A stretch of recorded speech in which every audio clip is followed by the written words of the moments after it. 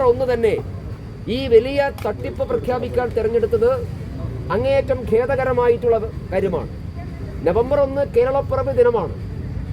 അല്ലാതെ ഇന്ന് ഏപ്രിൽ 1 അല്ല, ഇന്ന് വിഡ്ഢി ദിനമല്ല, ഇന്ന് തട്ടിപ്പും വെട്ടിപ്പും കളവും പറയേണ്ട ദിവസമല്ല. നവംബർ 1 കേരളപ്പിറവി ദിനത്തിൽ കേരളത്തിലെ ജനങ്ങളെ മുമ്പിൽ പുരോഗമനാത്മകരമായിട്ടുള്ള പോസിറ്റീവായിട്ടുള്ള എന്തെങ്കിലും കാര്യമല്ലേ സർക്കാർ പറയേണ്ടത്? അത് വരെ തട്ടിപ്പ് പ്രഖ്യാപിച്ച് അതിൻ്റെ പ്രഖ്യാപനം നടത്തുകയാണ്.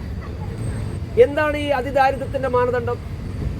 സ്വന്തമായി വീടില്ലാത്തവരാണല്ലോ ഏറ്റവും പ്രധാനപ്പെട്ട കാര്യം. ഇന്നും കേരളത്തിൽ സ്വന്തമായി വീടില്ലാത്ത പതിനായിരക്കണക്കിന് ആളുകളുണ്ട്. ഓരോ ദിവസവും അത് സംബന്ധിച്ച് വാർത്തകൾ പുറത്തു വരുന്നുണ്ട്. SC വിഭാഗം താമസിക്കുന്ന ഊരുക്കൾ, ആദിവാസി വിഭാഗം താമസിക്കുന്ന ഊരുക്കൾ, SC കോളനികളിലും ആദിവാസി ഊരുകളിലും പതിനായിരക്കണക്കിന് ആളുകൾ ഇപ്പോഴും സ്വന്തമായി വീടില്ലാത്തവരുണ്ട്. അവരെല്ലാവരും ദാരിദ്ര്യ വിമുക്തമായി എന്നാണോ സർക്കാരിൻ്റെ അവകാശവാദം?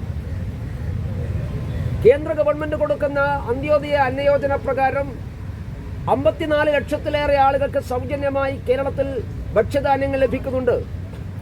അവരെല്ലാവരും ദാരിദ്ര്യ വിമുക്തരായി എന്നാണോ സർക്കാരിൻ്റെ അവകാശം?